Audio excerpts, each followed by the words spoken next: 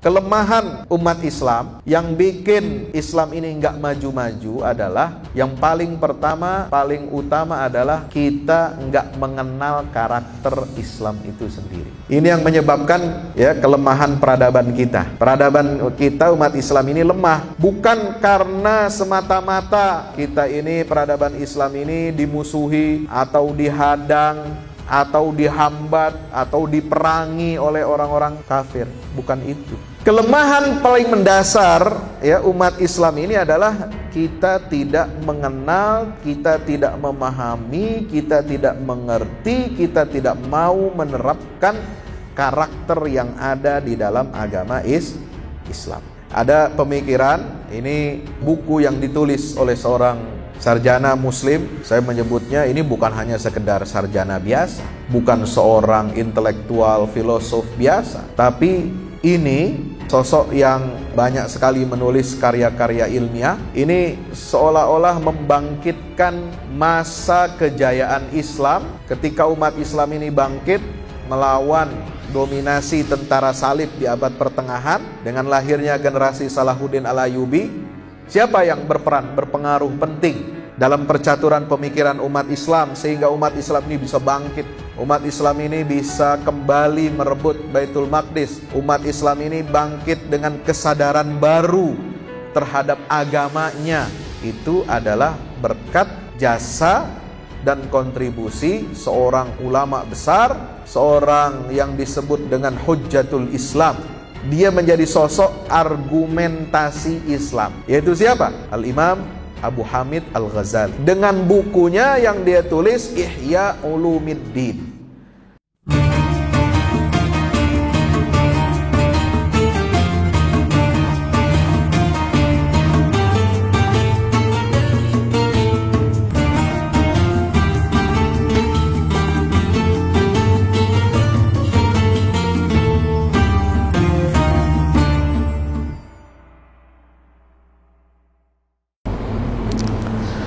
Bismillahirrahmanirrahim.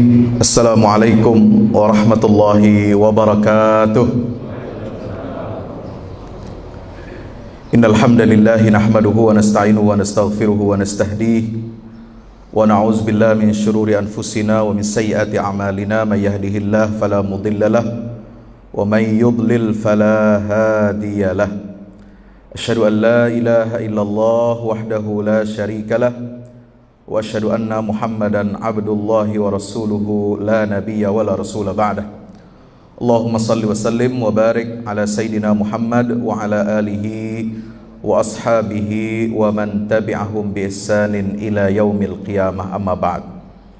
Subhanaka la ilma lana illa ma 'allamtana innaka antal alimul hakim wa qur rabbi zidni ilma. Hadirin hadirat jamaah kaum muslimin dan muslimat yang insyaallah mudah-mudahan senantiasa kita semuanya mendapatkan keberkahan dan rahmat Allah Subhanahu wa taala. Disyukur alhamdulillah, marilah senantiasa kita panjatkan kehadirat Allah Jalla Jalaluhu Subhanahu wa taala atas nikmat, karunia, taufik dan hidayahnya. Alhamdulillah kita semuanya pada pagi hari ini masih mendapatkan nikmat kesehatan, nikmat panjang umur, nikmat taufik dan hidayah dari Allah Subhanahu wa ta'ala. Alhamdulillah. Salawat dan salam tak lupa mari kita sampaikan kepada junjungan kita baginda Nabi besar Muhammad sallallahu alaihi wasallam beserta seluruh keluarga dan para sahabatnya, dan insyaallah mudah-mudahan tercurah limpahkan untuk kita semua pengikutnya hingga yaumil qiyamah, amin ya rabbal alamin. Hadirin ma'asyiral muslimin yang dimuliakan Allah Subhanahu wa taala, alhamdulillah dengan izin Allah Subhanahu wa taala kita semuanya masih diberikan kesehatan, nikmat, panjang umur ya. Kita masuki tahun 2022. Banyak orang ya, biasanya kalau tahun baru ini, tahun 2022 ini saya juga bingung. Ya, ada yang menyelenggarakan kegiatan, ada yang hura-hura, ada yang dengan alasan untuk mengimbangi atau untuk meminimalisir dampak-dampak negatif perayaan tahun baru, maka juga kita sebagian dari umat Islam ini menyelenggarakan kegiatan-kegiatan keagamaan ya dengan hal-hal yang positif. Biasanya orang kalau ditanya tentang resolusi, apa itu resolusi? Ya, resolusi saya juga nggak ngerti ya resolusi tahun baru itu ya. Yang saya tahu itu adalah resolusi jihad. Zaman dulu ya, para ulama kita ya, ketika memerdekakan Republik Indonesia, para ulama kita mengeluarkan fatwa ya, yaitu resolusi jihad. Nah, itu yang benar. Jadi kalau saya ditanya secara pribadi, Pak Ustadz, apa resolusinya tahun 2022? Saya bilang, resolusi saya tahun ini dengan tahun kemarin dan tahun berikutnya sampai saya mati juga sama aja resolusinya. Ya. Apa resolusinya? Bagi saya tidak lain adalah untuk mentamkin ajaran Islam. Bagaimana mendakwahkan Islam ini supaya bisa dirasakan kenikmatannya, kelezatannya, ya, dirasakan manfaatnya, buahnya, rahmatan lil alaminnya untuk seluruh kaum muslimin dan bahkan seluruh umat manusia. Karena Allah Subhanahu wa taala berfirman, "Wa daraballahu mathalan kalimatan thayyibatin kasyajaratin thayyibah asluha tsabitun wa far'uha fis sama'." Tu'ti ukulaha kullahinin bi'izni rabbiha wa yadribullahu al-amthala lin-nasi la'allahum yatafakkarun. Allah mengumpamakan peradaban Islam ini, peradaban tauhid itu seperti pohon. Ya. Pohon yang baik. Kalimat thayyibah itu la ilaha illallah ini adalah poros sentral kehidupan kita. Ya, di sini tempat kita berpijak. Di sini awal kita melangkah dan pada akhirnya kita semua adalah hidup di dunia ini untuk beribadah kepada Allah Subhanahu wa taala. Dan semua kehidupan kita ini akan dimintakan pertanggungjawabannya ya oleh Allah Subhanahu wa taala nanti di yaumil qiyamah. Ya, Bapak Ibu yang dirahmati Allah Subhanahu wa taala, maka kalau kita bicara tentang al-Islam ya, Allah Subhanahu wa taala ini sudah menegaskan di dalam Al-Qur'anul Karim. Bagaimana Al-Qur'an ini menyatakan bahwa Islam ini telah betul-betul disempurnakan oleh Allah Subhanahu wa taala. Ya, jadi Islam ini betul-betul telah sempurna. Islam ini betul-betul tidak mengalami proses yang dinamakan dengan evolusi. Jadi Islam itu nggak ada evolusinya, ya. Islam itu adalah agama yang sejak awal itu telah sempurna, ya. Allah Subhanahu wa taala yang telah menyempurnakan agama Islam ini, ya. Sebagaimana firman Allah Subhanahu wa taala di dalam surah apa? Surah Al-Maidah ya. Mari kita lihat di sini Allah Subhanahu wa taala berfirman, "Al-yauma akmaltu lakum dinakum wa atmamtu 'alaikum ni'mati wa raditu lakumul islama dina." Hari ini kata Allah. Ya, kalau kita lihat tafsirnya ya, ini berkaitan dengan turun ayat ini ketika Nabi haji wada, haji perpisahan. Ya, haji perpisahan Rasulullah ini mengandung makna yang sangat luar biasa. Ya, deklarasi langsung dari Allah Subhanahu wa taala. Pengumuman langsung dari Allah, Allah yang menerangkan secara langsung bahwa agama satu-satunya yang diridhoi oleh Allah ini adalah Islam. Dan agama yang diridhoi Allah itu sudah sempurna, tidak memerlukan penyempurnaan lagi dalam perjalanan sejarahnya. Nah, ini nantilah yang disebut dengan agama Islam itu adalah agama wahyu. Maka ya, musuh bebuyutan Islam ini bukan siapa-siapa. Bukan orang-orang kafir semata-mata dia sebagai manusia. Bukan orang-orang musyrik semata-mata dia sebagai manusia. Bukan iblis, bukan jin, bukan setan sebagaimana semata-mata dia sebagai makhluk Allah. Tetapi musuh bebuyutan Islam ini adalah nilai ideologi yang bertentangan dengan Islam yang bisa dianut oleh siapapun. Ya. Jadi ideologi yang bertentangan dengan Islam ini bisa dianut oleh siapapun, ya. Bukan hanya oleh orang kafir loh ya. Orang Islam juga yang bersahadat sedikit banyak dia bisa terpengaruh, ya, masuk ke dalam hatinya, akal pikirannya, jiwanya. Ini ideologi yang bertentangan dengan Islam, yaitu sekularisme. Ini yang akan kita bahas. Ya. Al-yauma akmaltu lakum dinakum wa atmamtu alaikum ni'mati wa raditu lakumul Islam madinah. Hari ini kata Allah, telah ku sempurnakan bagi kalian agama kalian, ya, yaitu agama Islam. Dengan bagaimana Allah menyempurnakan agama Islam? Para ulama mengatakan, menulis dalam tafsir Al-Muyassar, dengan mewujudkan kemenangan satu dan kesempurnaan ajaran syariat.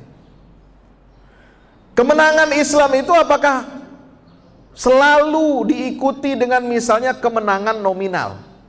Tahu kemenangan nominal? Jumlah umat Islam ini banyak, paling besar, ya, paling besar di dunia misalnya umat Islam. Belum, nggak ada. Dari zaman Nabi sampai zaman sekarang udah 1400 berapa? 50 sekian tahun itu, ya, umat Islam ini masih angkanya di bawah ya agama lain, ya. Sampai-sampai seorang ulama terkenal dari Mesir, Syekh Muhammad Mutawalli Sya'rawi, menulis dalam tafsirnya itu, "Walladzi arsala rasulahu bil huda wa dinil haq liyuzhirahu 'ala ad-dini kullih." Ya, walau karihal musyrikun, walau karihal kafir, wa kafa billahi syahida, itu beliau tidak menafsirkan bahwa Allah memenangkan Islam ini dalam artian apa? Semua manusia di muka bumi ini bakal masuk Islam, semuanya, enggak. Mungkin iya nanti di akhir zaman, udah mau dekat kiamat, baru dia mau sadar. Ya, setelah turun Nabi Isa alaihi salam. Ya. Bapak Ibu yang dirahmati Allah Subhanahu wa taala, tapi sampai saat itu nanti, ya, di mana waktunya itu ditetapkan oleh Allah, kita nggak tahu, itu adalah perkara yang gaib. Ya, jangan kita ngarang-ngarang nih. Mentang-mentang ada di akhir zaman nih bakal begini-begini, ya. Kita bukan karangan-karangan kita, tapi kita harus merujuk kepada apa yang difirmankan oleh Allah dalam Quran maupun sabda Nabi kita Muhammad sallallahu alaihi wasallam. Jadi kemenangan itu dan dengan kesempurnaan Islam ini menjadi satu. Apa kesempurnaan Islam? Bahwa Islam ini sejak dari awal dia diwahyukan, dia sudah sempurna dan tidak perlu penyempurnaan. Dan syariat Islam itu dijamin oleh Allah, dia adalah satu-satunya solusi dan obat bagi semua masalah kehidupan manusia. Tidak ada resep lain, tidak ada jalan lain, tidak ada obat lain selain Islam yang telah diwahyukan oleh Allah Subhanahu wa ta'ala. Nah, kemenangan Islam itu artinya apa? Nanti satu saat semua orang akan melihat Islam ini sebagai satu-satunya harapan. Islam ini sebagai satu-satunya solusi. Semua cara, semua resep, semua obat udah dicoba. Ini penyakit kagak beres-beres. Ya. Penyakit nggak hilang-hilang. Ya, nanti pada saatnya, kata Syekh Muhammad Mutawalli Sya'rawi, Islam itu akan dipandang oleh seluruh pemimpin-pemimpin dunia bahwa dialah solusi yang paling mujarab, solusi yang paling tepat untuk menyelesaikan permasalahan-permasalahan hidup manusia ini. Masyaallah yang dirahmati Allah. Maka lalu kemudian Allah mengatakan apa? Setelah al-yauma akmaltu lakum dinakum. Kenapa din itu disebutkan dengan kata akmaltu? Ikmal itu sempurna, artinya setelah sempurna dia tidak ada lagi kesempurnaan yang lebih dari itu. Dia adalah kesempurnaan yang paling tinggi. Tapi setelah itu wa atmamtu alaikum ni'mati, Artinya disempurnakan juga oleh Allah, tapi atmamtu di situ adalah mencukupkan. Aku cukupkan dalam pengertian mendekati sempurna bagi kalian nikmat-nikmatku. Ya, atmamtu alaikum nikmati. Ya, dengan cara bagaimana? Mengeluarkan kalian dari kegelapan masa jahiliyah menuju iman. Ya, alhamdulillah. Nah, disinilah atmamtu alaikum ni'mati, nanti kata para ulama yang lain mengatakan di situ disebutkan ya bahwasanya kata ikmal itu ya kesempurnaan agama Islam ini, jamaah yang dirahmati Allah Subhanahu wa taala, itu disebutkan bahwa ya begitu banyak kesempurnaan agama Islam ini, dan Allah cukupkan nikmatnya ini kepada kita umat Rasulullah sallallahu alaihi wasallam, ya, dan waraditu lakumul Islam madinah. Ini pernyataan Allah langsung. Aku ridhoi Islam itu sebagai sistem, sebagai agama, dan din di situ adalah bukan hanya sebagai agama dalam pengertian religi yang dimaknai oleh Barat. Ya, religion Barat itu memandang agama itu adalah agama spiritual saja. Ya. Dan spiritual menurut Barat itu sudah bercampur aduk dengan yang namanya perkembangan atau dinamika budaya dan sejarah manusia. Tapi kalau dalam pengertian din dalam ajaran Islam, dia bukan hanya mengurusi masalah spiritual, masalah hati, tetapi juga mencakup seluruh aspek syariat yang diturunkan, yang diwahyukan ya oleh Allah Subhanahu wa taala. Wa raditu lakumul. Maka dari kata din itu ya, jamaah yang dirahmati Allah, ini artinya berkembang ya, luas. Din dia sebagai agama, mencakup akidah, syariat, muamalah ya, termasuk seluruh aspek kehidupan kita, mulai dari apa? Mulai dari kelahiran sampai kita mati, ngurusi masalah perkawinan, perceraian, mengurusi masalah ekonomi, ada transaksi, segala macam bentuk muamalah kita itu semua diatur oleh syariat Islam. Ya. Bagaimana kita berkehidupan sosial, hubungan antar tetangga, hubungan antar saudara, hubungan orang tua dengan anak, hubungan rakyat dengan pemimpin, semua harus dipandu dengan nilai-nilai syariat Islam. Ini Islam. Ya. Jadi Islam itu bukan agama spiritual, agama semedi, ya, agama hanya untuk ketenangan jiwa saja, ya. Tapi syariatnya, perbuatan manusia itu tidak diatur oleh Allah. Enggak, itu bukan agama menurut Islam. Islam ini mengatur seluruh aspek kehidupan kita, baik dari jiwa kita diberikan ketenangan, semua tingkah laku kita, bahkan hal-hal yang praktikal, itu semuanya harus dibimbing dan dipandu oleh syariat Allah Subhanahu wa ta'ala. Bapak Ibu yang dirahmati Allah, maka itu ya kita harus mengerti karakter agama kita ini. Kelemahan ya umat Islam yang bikin Islam ini enggak maju-maju adalah, yang paling pertama, paling utama adalah kita enggak mengenal karakter Islam itu sendiri. Ini yang menyebabkan ya kelemahan peradaban kita. Ya, peradaban kita umat Islam ini lemah, ya. Bukan karena semata-mata ya kita ini peradaban Islam ini dimusuhi atau dihadang atau dikucilkan atau dihambat atau diperangi oleh orang-orang kafir, bukan itu. Ya. Itu nomor sekian. Ya.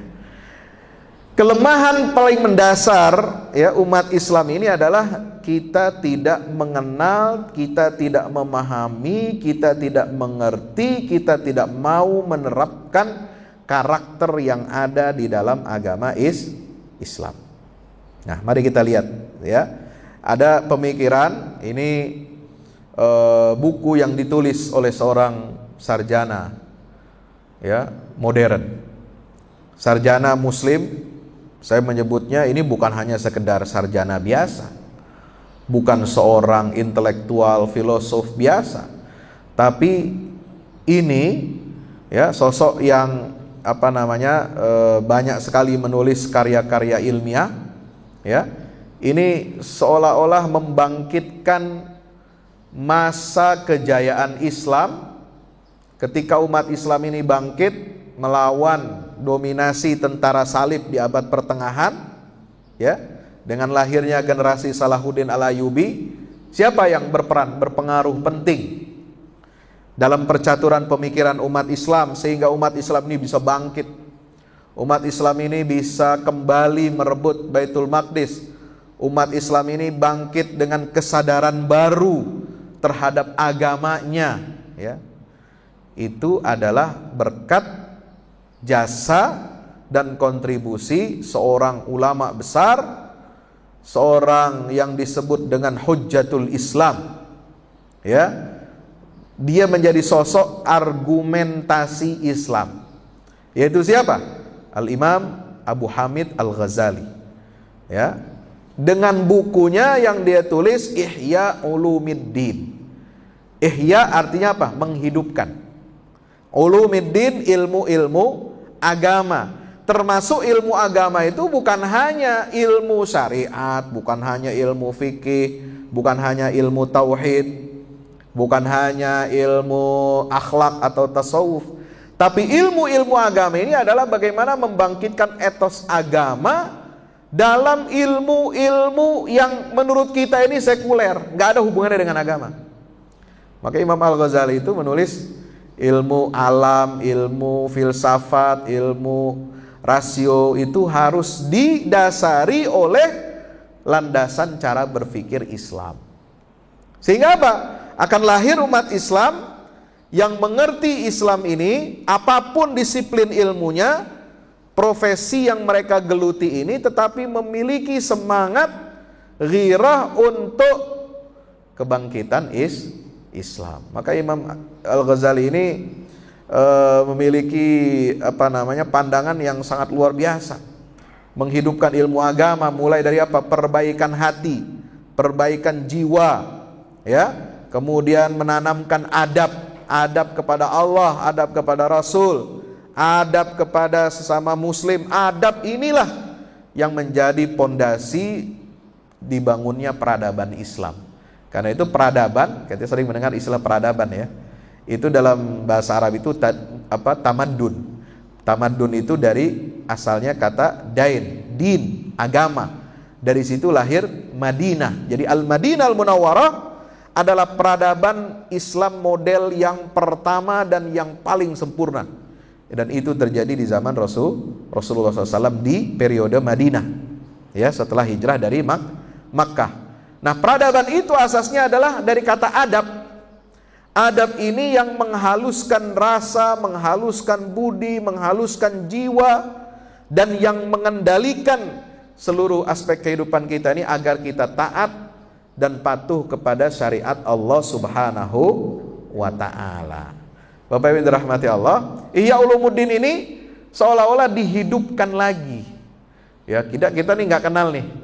Ya, kita kadang nggak kenal, ya, bukan dari pesantren, latar belakangnya nggak kenal apa sih ini buku. Ya, padahal ini buku masterpiece. Ya, di abad kebangkitan Islam, di abad pertengahan ketika umat Islam ini runtuh moralnya, umat Islam ini runtuh sendi-sendi peradabannya, ya, umat Islam ini mengalami kekalahan, mengalami perpecahan, mengalami disorientasi.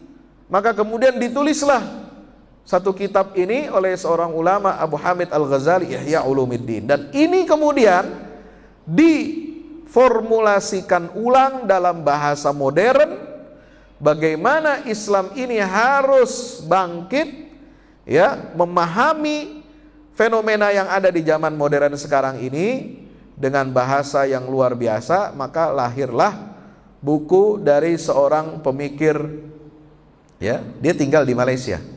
Lahir tahun berapa? Tahun 1931. Jadi usianya udah berapa tahun nih? Udah 90 tahun, ya. Ya. 31. 90 tahun. Ya, beliau ini, ya. Ini seorang ulama, ya, namanya Profesor Dr. Sayyid Muhammad Naqib Al-Attas. Ya, ini dia kelahiran Bogor, ya, orang Bogor ini aslinya. Ya, cucu daripada Habib Abdullah bin Muhsin Al-Attas yang ada di daerah Empang Bogor itu. Ada pemakaman keluarga habaib di situ. Nah, beliau ini cucunya. Dia sekolah pendidikan dasarnya lahir di Bogor, tapi kemudian pendidikan menengahnya itu di Johor, di Singapura, lalu tinggal di Malaysia, ya, menamatkan studinya sampai menjadi guru besar emeritus di ISTEC, ya, pendiri International Institute for Islamic Thought and Civilization, ya, itu ISTEC Malaysia. Nah, ini beliau menulis buku tahun 1978. Ya, tahun 78 ketika kita belum mengenal kebangkitan Islam, beliau sudah menulis buku judulnya Islam and Secularism. Islam dan sekularisme. Nah, ini beliau memahami bahwa tantangan terbesar Islam itu adalah pola pikir yang dilahirkan, ya, yang melahirkan tindakan, yang melahirkan suprasistem, kemudian infrasistem, suprastruktur pemikiran manusia ini, yaitu sekularisme yang berkembang di Barat. Nah, ini musuh atau lawan pemikirannya Islam, ya. Maka buku ini menjadi pegangan, ya, para pemikir, para ulama dan aktivis Islam di abad modern, karena buku ini bisa, ya, memberikan keterangan kepada kita, satu keterangan yang lengkap tentang tentang bagaimana sih peradaban Barat sekarang ini yang sedang dominan. Peradaban Barat itu apa sih? Peradaban Yudeo-Kristen, ya. Jadi peradaban Yahudi dan Kristen, campuran dari bangsa-bangsa Jerman, bangsa Latin, ya, yang ada di Barat itu, di Eropa terutama, ya. Kemudian pengaruh daripada agama Kristen dan Yudeo-Kristen itu yang ada di Eropa. Inilah yang kemudian membentuk peradaban Barat. Apa itu peradaban Barat? Itu ditelisik, ya, tentang latar belakang Kristen di masa modern, ya. Lalu melahirkan sekularisasi dan sekularisme. Nah, Islam itu ternyata, ya, beliau bisa menampilkan Islam ini sebagai apa? Sebagai sebuah antitesa dari peradaban sekularisme. Jadi peradaban Barat yang sedang dominan sekarang ini akarnya adalah sekularisme. Namanya doang peradaban Judeo-Kristen, tapi sesungguhnya akarnya itu adalah sekularisme. Maka ditampilkan di sini, apa bedanya Islam, peradaban Islam dengan peradaban Barat? Islam itu adalah agama wahyu, peradaban yang berpijak dan bersumber dari wahyu Allah, ya, bukan pemikiran manusia, dari wahyu Allah. Tapi kemudian dijelaskan oleh baginda Rasulullah SAW, dipraktekkan oleh para sahabat, tabi'in, tabi'in, yang ini melahirkan peradaban Islam, ya, dalam seluruh aspek, ya, kehidupan manusia. Maka kita umat Islam ini harus paham, Islam itu apa sih? Apa dia cuma ritual saja, ya, peribadatan seperti yang biasa dilakukan oleh kaum muslimin, hanya sholat 5 waktu? Tidak. Islam itu hanya puasa Ramadan? Tidak. Islam itu hanya haji dan umroh? Tidak. Islam itu adalah sebuah faham agama yang berdasarkan wahyu, yang itu mengatur seluruh aspek kehidupan manusia. Maka kita harus mengerti apa itu karakter agama Islam. Jadi Islam sebagai faham agama kita harus tahu. Apa dilema muslim kontemporer zaman ini? Dan apa tantangan yang dihadapi oleh umat Islam?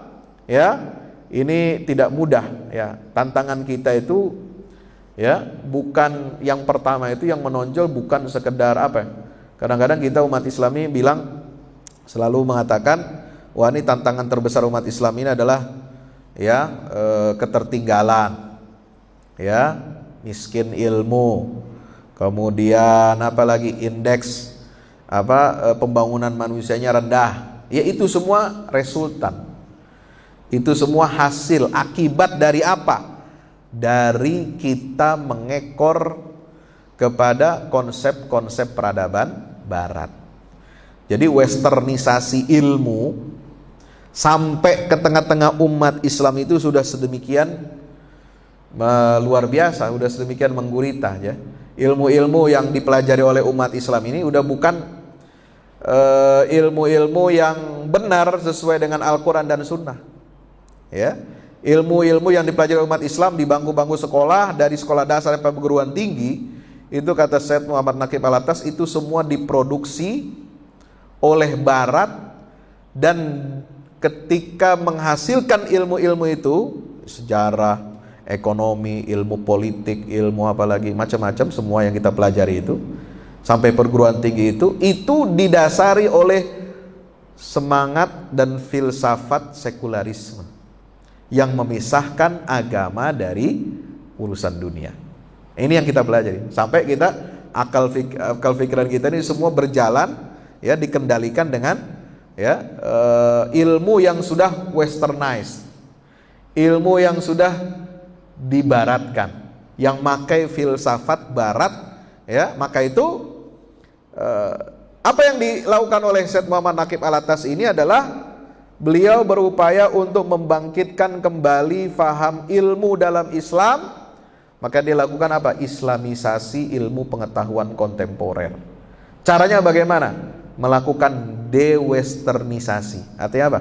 Dibongkar nih akar-akar peradaban barat yang ada dalam ilmu-ilmu kontemporer itu, dibongkar, disisihkan, dibuang, diganti dengan konsep wahyu dari agama Islam. Ini yang kita nggak sadar. Ini yang membuat kita ini lemah.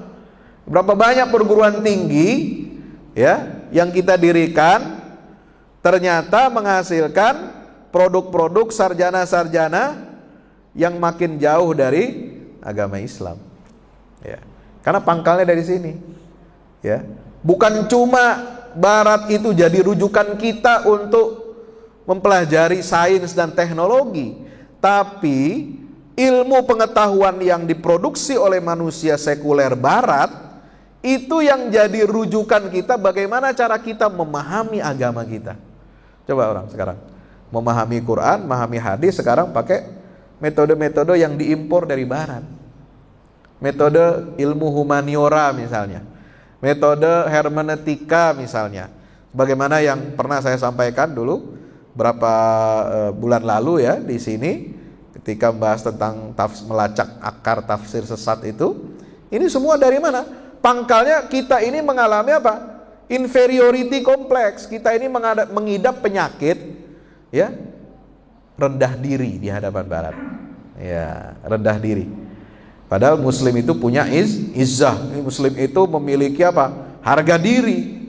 Kita ini memiliki pondasi peradaban yang sudah dicanangkan oleh Allah, ya, al-yauma akmaltu lakum dinakum wa atmamtu alaikum ni'mati wa raditu lakumul islama dina. Nah, Bapak Ibu yang dirahmati Allah, maka di sini kita melihat, ya, bagaimana beliau itu kemudian melakukan langkah-langkah ini sejak 43 tahun yang lalu, ya. Jadi buku Islam dan Sekularisme ini wajib dibaca oleh seluruh orang Islam ini, ya. Terutama harus ada di perpustakaannya keluarga-keluarga Muslim. Ini penting. Beliau itu menulis apa yang saya catat itu yang sangat penting untuk kita baca itu ada 2 karyanya. Satu Islam dan Sekularisme, sudah diterjemahkan bahasa Indonesia, dalam bahasa Arab, dalam bahasa Urdu, dalam bahasa Turki, dalam bahasa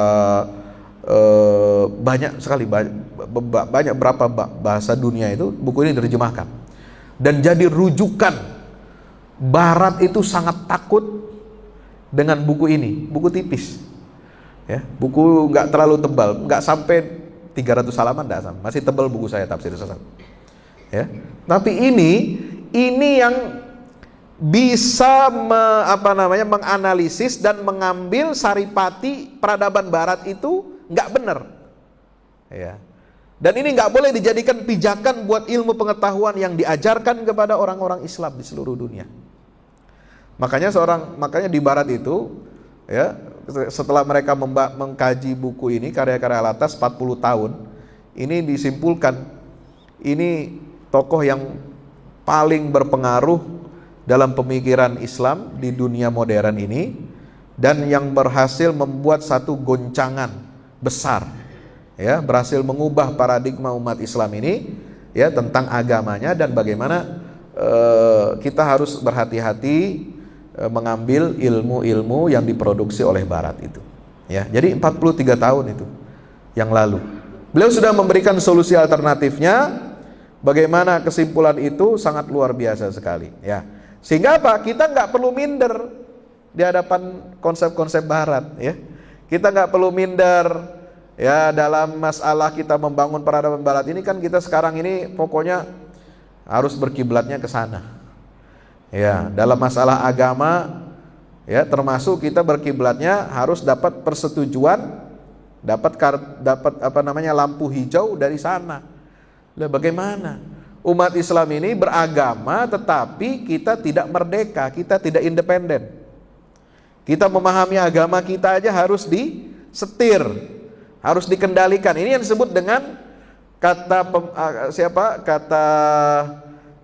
seorang pemikir, ya, penulis buku tentang orientalisme, ya, kemudian juga di Barat itu banyak, ya, yang menulis tentang orientalisme itu disebut ini adalah bentuk imperialisme pemikiran, penjajahan pemikiran. Jadi pemikiran umat Islam dijajah. Ya, kenapa? Karena kita nggak ngerti, ya, tentang ajaran Islam ini, karakter Islam ini sebagai agama yang melahirkan peradaban besar. Nah, ini musibah terbesar. Maka itu di slide halaman berapa ini?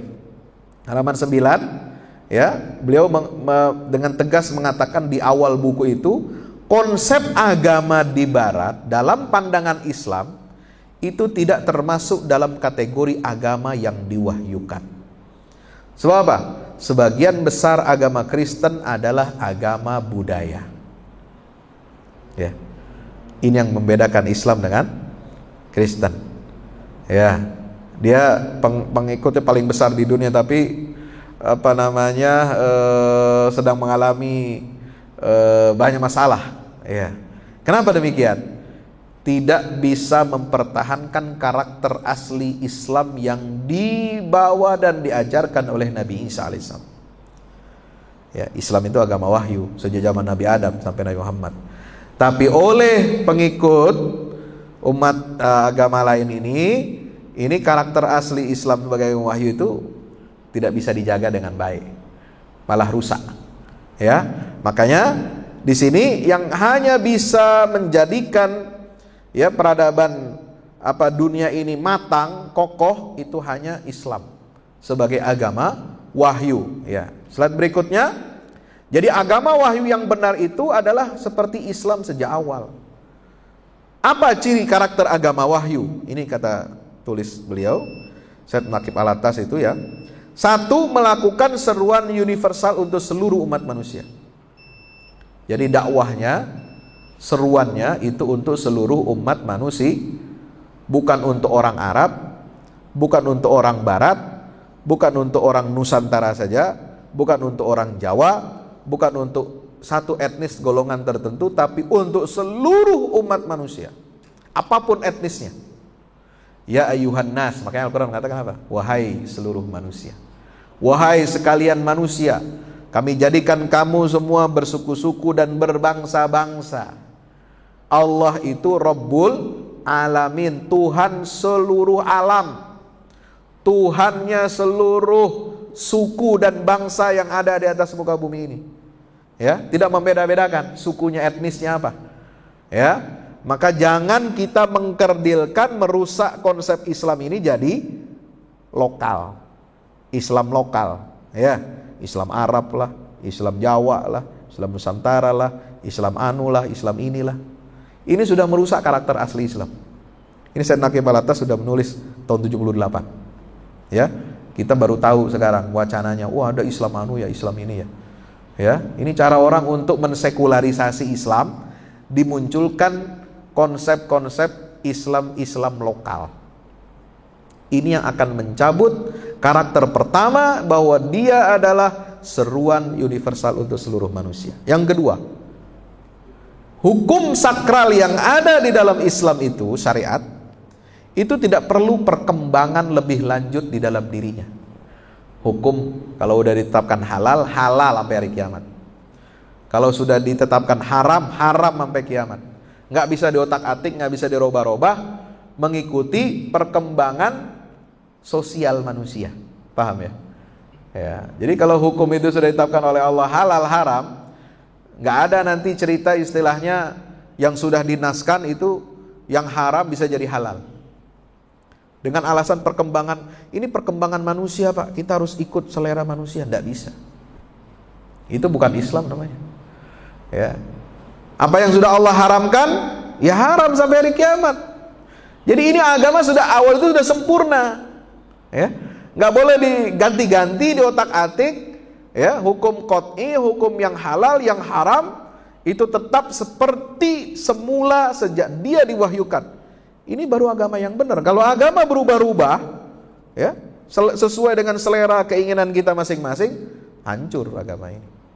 Ya, karakter ini harus ada. Yang ketiga, ya, hukumnya, ajarannya itu mesti lengkap dan sempurna untuk memenuhi seluruh keperluan manusia. Hanya Islam Pak yang bisa begini. Ya. Hanya Islam yang bisa sempurna dan lengkap memenuhi keperluan seluruh umat manusia. Apa bukti-buktinya bahwa Islam itu agama yang lengkap dan sempurna? Naqib Al-Atas menulis satu, nama Islam itu khusus diberikan kepada nama agama ini sebagai proper name.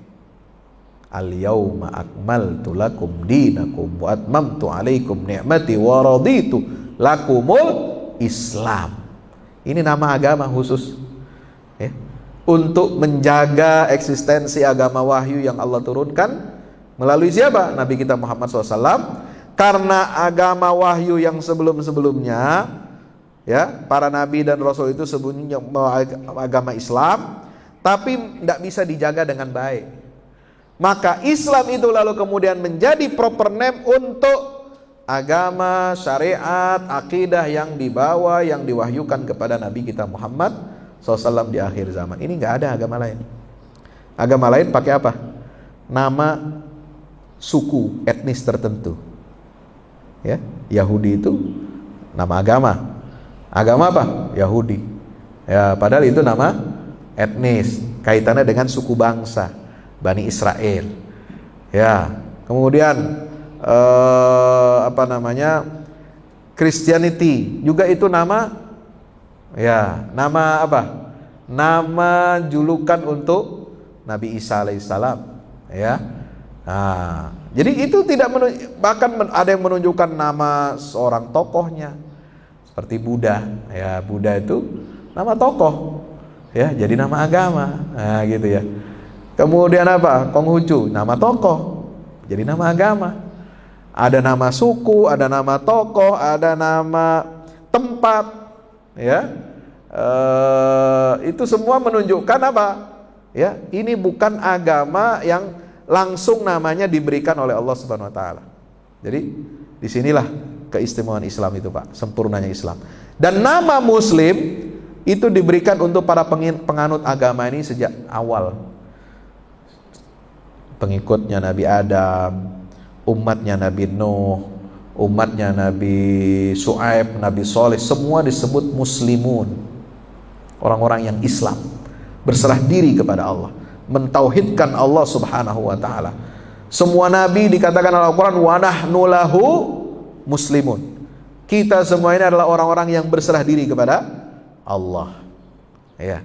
Dan di dalam surat Al-Hajj dinyatakan huwa sammakumul muslimina min qablu wa fi hadha. Allah yang menamakan kalian sebagai apa? Muslimin. Ini identitas kita yang menyatukan seluruh umat Islam di atas muka bumi ini.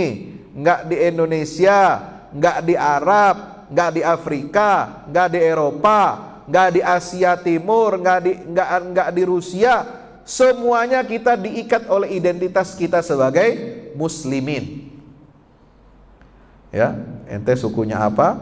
Itu nomor 2. Ente warga negaranya apa? Itu nomor sekian. Tapi kita semua ini diikat dan kita diberi nama oleh Allah. Dia Allah yang menamakan kalian muslimun. Luar biasa ini, ya. Agama ini memberikan keistimewaan kepada penganut agama yang diridhai oleh Allah Subhanahu wa taala, yaitu agama wahyu. Wahyu itu sendiri, ya. Nih yang ketiga, bukti-bukti kelengkapan syariat Islam disempurnakan pada masa kehidupan Nabi Muhammad SAW yang beliau tafsirkan dalam kehidupannya.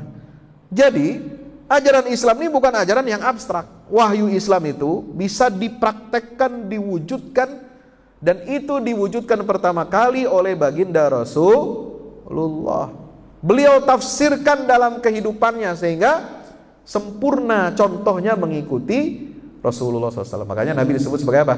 Uswatun hasanah. Laqad kana lakum fi Rasulillahi uswatun hasanah liman kana yarjullaha wal yawmal akhir wa dzakarallaha katsira. Ya. Jadi Rasulullah itu uswatun hasanah. Bukan uswatun hasanah seperti mungkin yang diulang-ulang kalau peringatan Maulid, ya. Nabi itu uswatun hasanah dalam akhlak.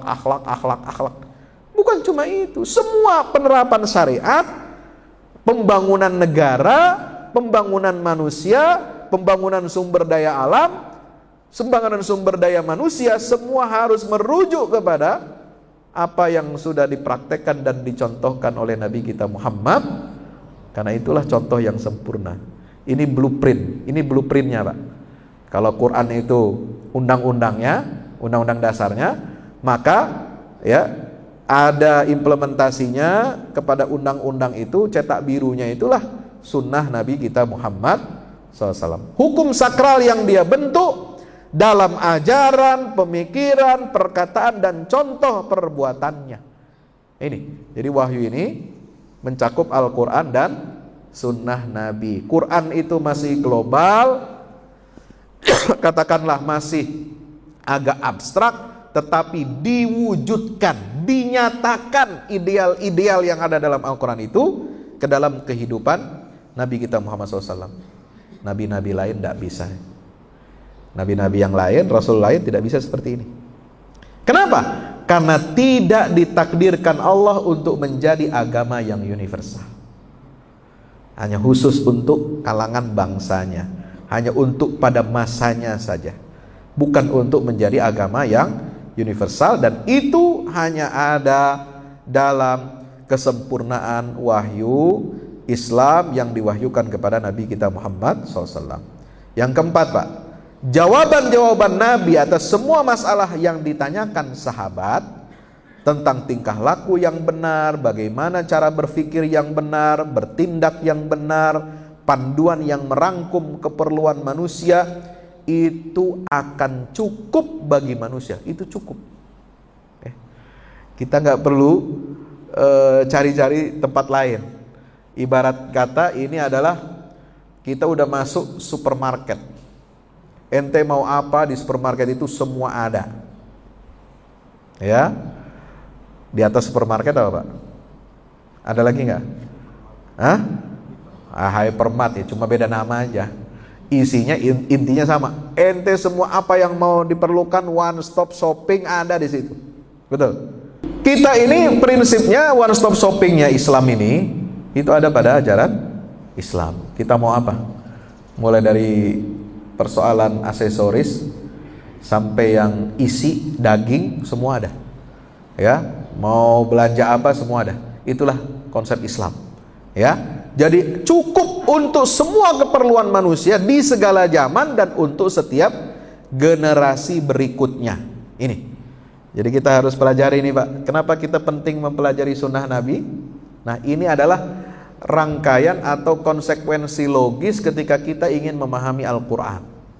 Tidak bisa kita memahami Al-Quran dengan baik kalau kita tidak tahu bagaimana penjelasan Rasulullah SAW tentang isi Al-Quran itu, bagaimana jawaban-jawaban Nabi tentang masalah-masalah kehidupan yang dulu ditanyakan oleh para sahabat Nabi dan kemudian diimplementasikan oleh generasi terbaik Islam. Lalu kemudian itu menjadi peradaban. Nah, khazanah itu yang kemudian didokumentasikan di dalam karya-karya para ulama, yang itu menjadi sumber mata air peradaban Islam sampai akhir zaman. Nah, kesadaran para sahabat itu berangkat dari fakta bahwa ini adalah wahyu terakhir Allah, agama terakhir bagi manusia, dan nabi terakhir yang muncul di tengah manusia. Jadi ini pedoman satu-satunya. Kenapa? Karena sahabat Nabi memahami betul, berpegang teguh betul kepada fakta Al-Quran itu adalah wahyu terakhir dari Allah. Setelah Al-Quran tidak ada lagi wahyu. Nabi terakhir adalah Nabi Muhammad. Tidak ada lagi Nabi pembimbing umat manusia ini ke jalan yang benar. Tidak ada lagi setelah Rasulullah Sallallahu Alaihi Wasallam. Sehingga apa? Islam dan masa kehidupan Nabi Muhammad itu selalu sesuai, selalu cukup, selalu modern atau baru, dan selalu mendahului zaman, karena sifat Islam itu melampaui sejarah. Paham ini? Ini gak main-main, Pak.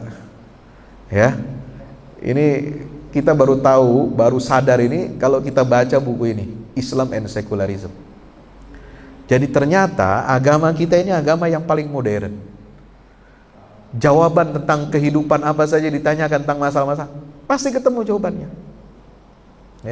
Apa yang ditanyakan oleh Anda di abad modern ini, bahkan nanti mungkin abad 22 berikutnya, abad berikutnya lagi, itu akan selalu apa? Ada terupdate di dalam ajaran Islam, karena ajaran Islam ini disempurnakan oleh Allah. Sudah dijamin oleh Allah Subhanahu wa taala, Jadi ajaran Islam itu selalu sesuai, selalu cukup, selalu modern. Ini istilah kita nggak nyampe nih kalau belum baca buku ini, Pak. Luar biasa, Maka tidak berlebihan kalau intelektual barat, orang-orang barat itu menyebut Said Naqib Al-Atas ini sebagai Al-Ghazali abad 21, karena dia yang berhasil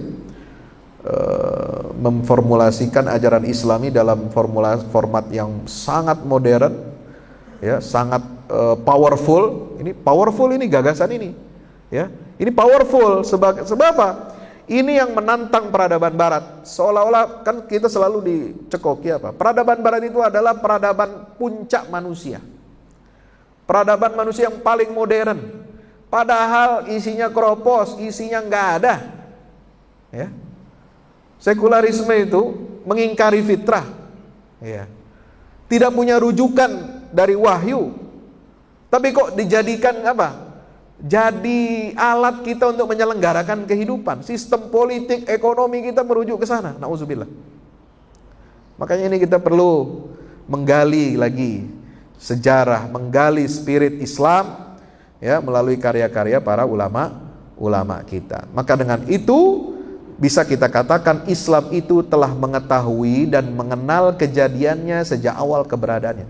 Islam itu sadar tentang kejadian awalnya dan sudah tahu bagaimana dirinya sejak awal keberadaannya. Jadi kita ini nggak meraba-raba lagi, Bapak Ibu rahmati Allah. Maka itu Islam ini melampaui sejarah dan tidak masuk dalam perubahan dan perkembangan untuk mencari jati diri seperti yang telah dialami agama Kristen dan akan terus mengalaminya. Kenapa? Konsep agama di luar Islam itu agama yang bersifat evolutif, berevolusi dia, mengikuti perkembangan. Kalau wahyu itu tidak. Yang ada adalah Kalau dikatakan bagaimana Islam ini dengan tradisi, ya Islam itu tradisi sekarang dikaitkan dengan budaya-budaya lokal. Tradisi di tengah masyarakat kita itu harus tetap mengacu dan merujuk kepada tradisi sunnah yang sudah dicontohkan oleh Nabi kita Muhammad SAW. Inilah yang disebut dengan konsep nakal. Nah itu. Jadi Naqib Al-Atas sudah menjawab ini. Tahun 78, 43 tahun yang lalu, masalah Islam dan tradisi, budaya lokal. Harus bagaimana?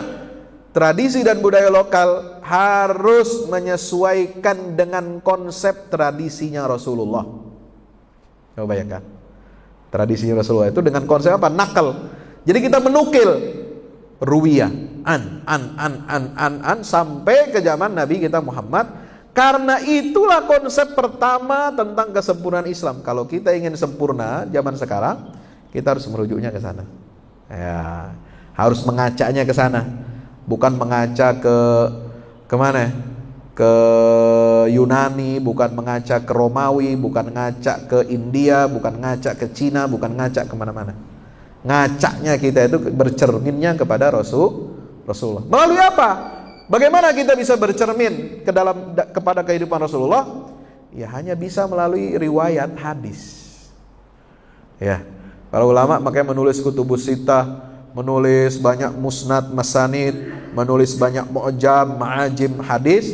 Itu fungsinya untuk apa? Menjembatani umat Islam dimanapun dan kapanpun sampai hari kiamat, dia bisa merujuk kepada praktek contoh pertamanya baginda Rasul. Jadi kita nggak kehilangan sumber, Pak. Nah, kalau yang lain-lain itu udah nggak jelas.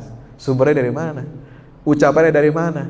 Bagaimana kualitasnya, periwayatannya dan sebagainya, itu nggak sama seperti agama Jadi Bapak Ibu dirahmati Allah, Islam ini adalah agama yang melampaui pengaruh evolusi dan sejarah manusia. Maka nilai-nilai yang terkandung dalamnya itu mutlak. Ya, dan itu berarti Islam memiliki pandangannya sendiri yang mutlak tentang Tuhan, tentang alam semesta, tentang realitas, dan tentang manusia. Islam juga punya penafsiran yang khas terhadap realitas atau wujud, baik dari segi ontologi, kosmologi, atau psikologi. Makanya Islamisasi ilmu pengetahuan itu dalam Islam ini mencakup 3 hal ini. Ya, ilmu tentang falsafah, ilmu alam, dan ilmu tentang jiwa manusia, psikologi. Ya, itu semua harus ya mengikuti konsep-konsep dan teori-teori yang ada di dalam Al-Quran. Islam pun memiliki worldview dan pandangannya sendiri tentang hari akhirat yang sangat penting bagi manusia. Ya, kayaknya waktunya nggak cukup. Ini slide-nya masih ada lagi banyak. Ya, mudah-mudahan nanti kita bisa lanjut lagi seri yang kedua tentang bagaimana tantangan Islam dan sekularisme ini dalam kehidupan kita. Aku qouli hadza, astaghfirullah li wa lakum. Wassalamualaikum warahmatullahi wabarakatuh. Yang pertama, bagaimana kita mengantisipasi dan mewaspadai wabah, ya, wabah pluralisme agama. Jadi wabah ini bukan hanya penyakit menular seperti sekarang, ya, COVID-19, ya. Penyakit yang lebih berbahaya, yang cepat menular dan menjangkiti akal pikiran dan dapat merusak konsep ajaran agama itu ya sekarang yang sedang dijajakan, yang disebarluaskan melalui peradaban barat yang dominan. Jadi ilmu-ilmu pengetahuan dari barat ini dominan sekali dalam kehidupan umat Islam, dan mereka ingin mematikan dan ingin memusnahkan agama, apapun agamanya. Dengan apa? Dengan konsep pluralisme agama. Karena dasar ya, filosofis daripada sekularisme adalah nggak boleh ada agama, aturan Tuhan, aturan agama terlibat untuk ngurusi manusia, apapun itu. Ya, dulu cuma ngambil namanya aja. Peradaban Kristen, Yahudi itu di barat itu dari sana. Itu cuma awalnya doang, tapi setelah itu udah hilang, dihapus semua ajaran agama. Kenapa? Karena mereka kecewa dengan praktek dan ajaran agama yang ada di barat. Ya. Dianggap mereka tidak cukup, dianggap mereka tidak bisa modern. Orang kalau beragama seperti beragama dalam praktek keberagamaan di barat, Yahudi, Kristen dan sebagainya itu dianggap mereka tidak cukup dan tidak modern sebagaimana tadi yang disampaikan oleh Syed Muhammad Naqib Al-Attas, bahwa Islam itu adalah agama yang selalu baru, modern, selalu cukup dan selalu sesuai dengan perkembangan manusia. Maka karena kekecewaan itu ditambah lagi di abad pertengahan, ya, mereka mempertentangkan agama dan negara dan agama dan dunia ini, ya, ada praktek-praktek, ada mal-mal praktek yang dilakukan oleh kalangan agamawan, kalangan gereja, sehingga itu menyebabkan mereka sinis, mereka benci dan memutar arah jarum jam. Ya, mereka menentang, ya, ajaran agama masuk dalam urusan manusia. Itulah awal dari sekularisme. Maka peran agama ini akan dibatasi, dihancurkan sedemikian rupa. Agama hanya ditaruh di ruang privat, ruang individu saja. Untuk ibadat silakan. Tapi untuk ekonomi, sosial, politik nggak boleh ada campur tangan agama di situ. Makanya ini berbeda sekali dengan Islam. Makanya kalau ingin diterapkan sekularisme di tengah-tengah umat Islam, pasti akan menuai penentangan dari umat Islam, karena karakternya nggak sama, nggak cocok, gitu ya. Nah, sayangnya kehidupan sosial, ekonomi, politik kita ini dikendalikan oleh cara berpikir sekularisme, sehingga ya akan ada terus benturan, ya, antara ajaran Islam dengan sekularisasi dan sekularisme ini. Nah, jadi pluralisme agama itu dikembangkan untuk apa? Melemahkan semua agama, termasuk melemahkan Islam, menjadi supaya apa? Orang Islam tidak boleh fanatik kepada ajaran agamanya, tidak boleh berpegang teguh kepada ajaran agamanya. Jadi semua agama benar, semua agama sama, semua menuju Tuhan yang sama. Itu hanya buih, ya, hanya ucapan kosong yang tidak ada maknanya. Ya, kalau kita seorang muslim mengatakan seperti itu, berarti kita sudah jatuh kepada kemusyrikan modern. Artinya kita menyamakan Islam dengan agama lain, ya, yang sumbernya jelas berbeda, keotentikannya jelas berbeda, konsep Tuhannya juga berbeda, sangat jauh, ya, berseberangan. Ya, kalau kita menyamakan orang Islam sujud kepada Allah tiap hari, sholat 5 waktu, tapi dia mengatakan meyakini semua agama benar, itu sujudnya bermasalah. Konsep dia mengenal Allahnya itu bermasalah itu, ya. Ini bukan kita mengada-ada, ya. Karena ajaran Islam itu sudah jelas, Pak.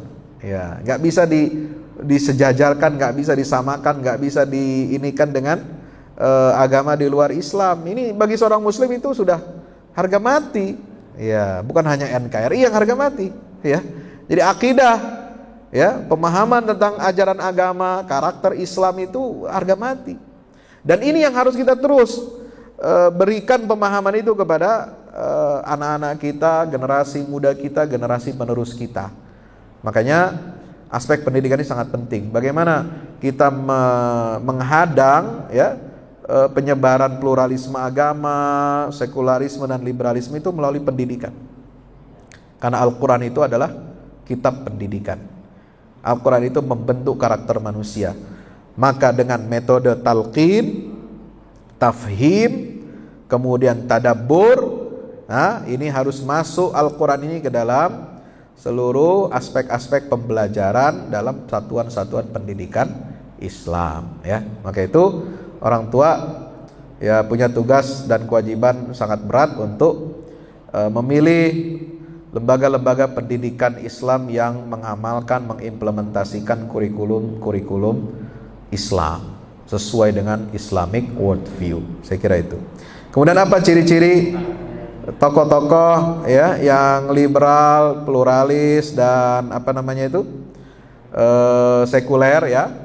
Itu saya pernah buat semacam cara kalau kita pengen tahu ya, kita ini punya penyakit ya, COVID itu kan ada ciri-cirinya ya.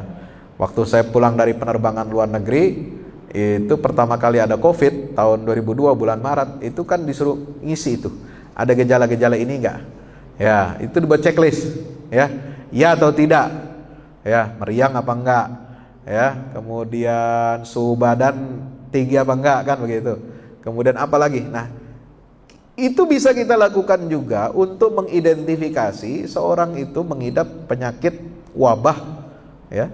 Ini wabah juga ini, virus liberal, sekuler, dan pluralisme agama.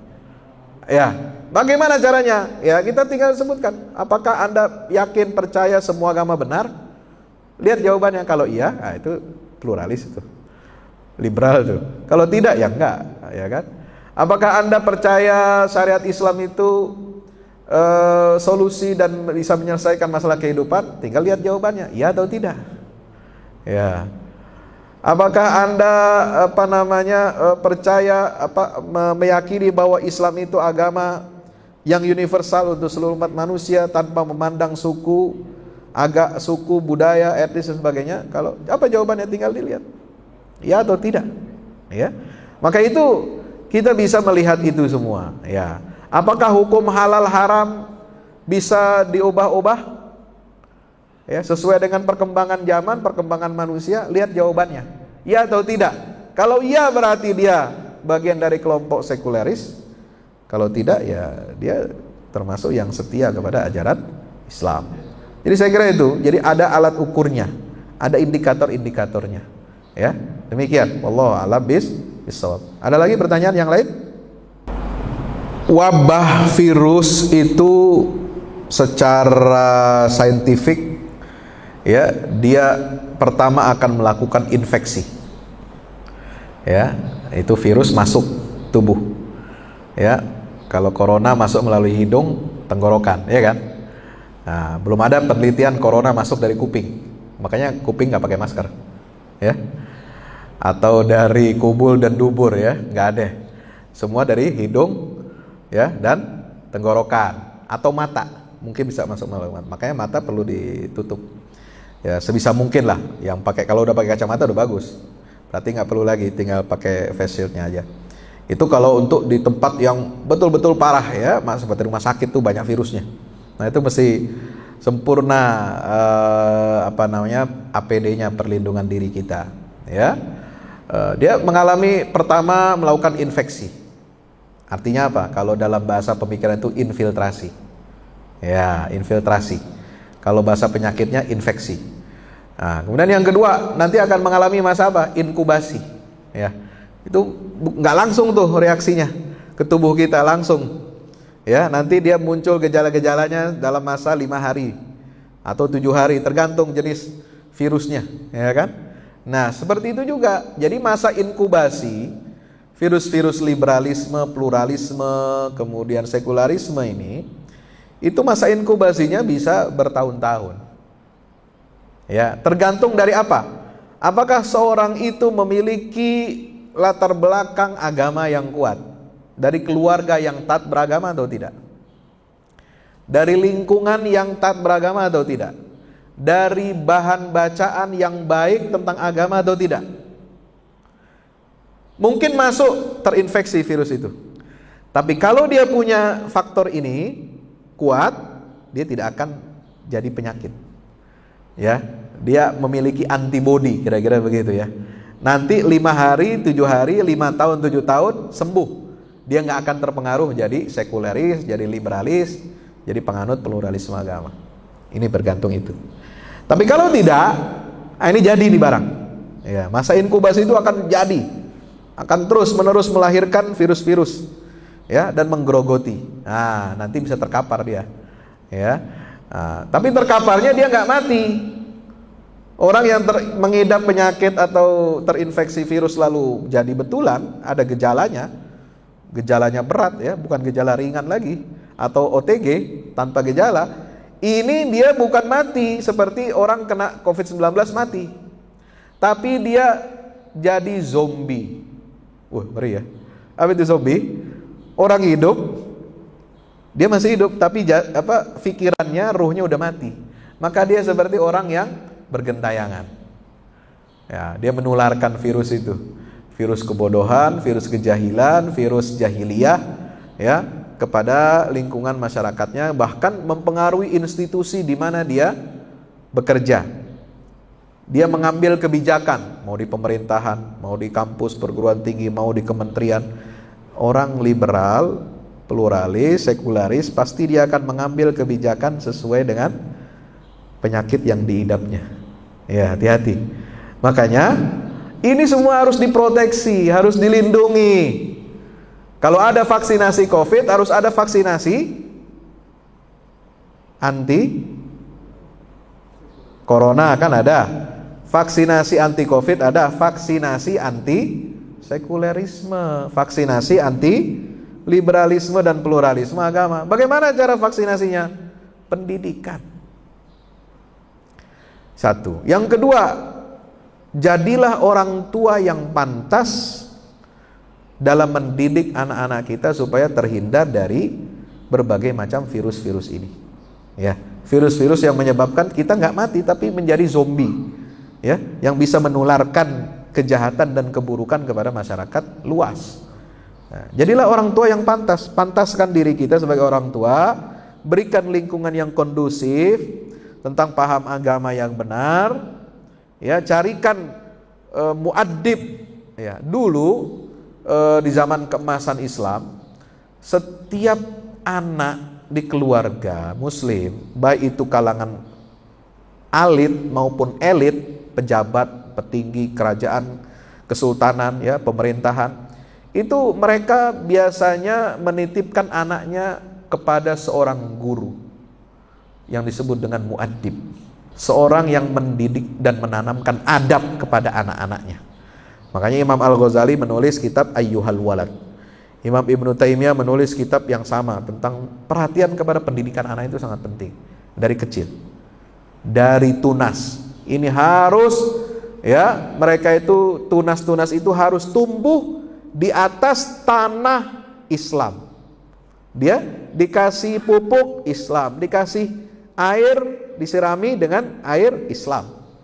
Kalau enggak begitu, parah kita nanti, susah nanti membetulkannya kalau dia sudah besar, ya, berbuah jadi enggak bagus, ya, tanamannya nanti merusak tanaman lain. Nah, ini sudah agak sulit kita memperbaikinya. Tapi kita tidak kecil hati karena ada cara-cara kita untuk berdakwah, ya. Ya, ini yang ketiga, dakwah ilallah, amar ma'ruf nahi mungkar. Ya, biasanya karena pendidikannya nggak bagus dari kecil, lingkungannya nggak bagus dari kecil dan sebagainya, lalu pengaruh pergaulan, pengaruh jabatan, pengaruh kekuasaan, lalu kemudian dia terlempar dari alam pandangan hidup Islam. Bagaimana cara mengobatinya? Tawasau bil haq, tawasau bis sabar, dakwah amar ma'ruf nahi mungkar, ya.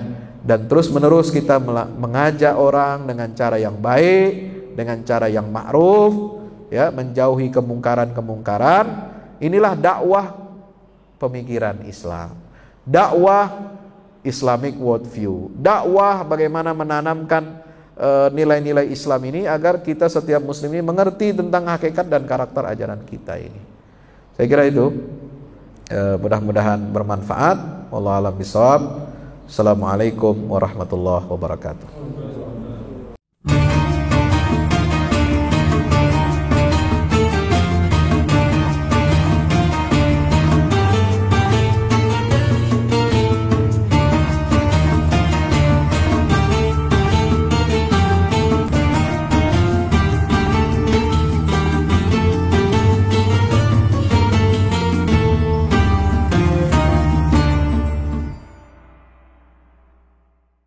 Assalamualaikum warahmatullahi wabarakatuh. Alhamdulillah kita udah selesai pengecoran rooftop, ya. Itu apa? Tangga buat ke bawah. Yang ini di atas buat toren 2 biji. Ini semua udah dikeliling tembok. Ya, ini untuk lantai paling atas buat futsal. buat futsal, buat jemuran, buat apa tanaman hidroponik juga ntar insya Allah. Ya, terus support ya teman-teman. Alhamdulillah terus selesai pengecorannya semuanya. Ya, ini progres kita terbaru. Dan jadi buat olahraga, buat utilities ya, multiguna. Nah, kita turun sini semua.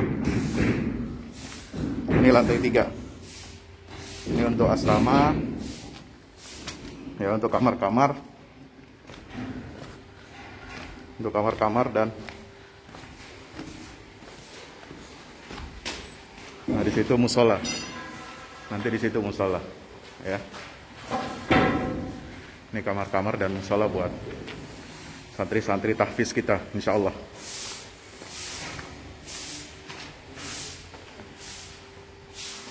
Nah, ini lantai 2 kita turun.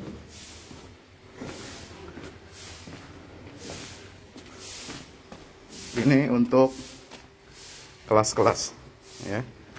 Kelas-kelas tahfidz, kelas-kelas tadabbur. Insya Allah mau udah jadi. Alhamdulillah ke dukungan antum semua. Nah, tinggal ke bawah di sini buat aula. Aula semua di sini ya. Mohon doanya terus. Mudah-mudahan berkah. Mudah-mudahan cepat jadi finishing. Kira-kira finishingnya ini butuh 1,5 M lagi. Ya. Mudah-mudahan. Al-Fatihah.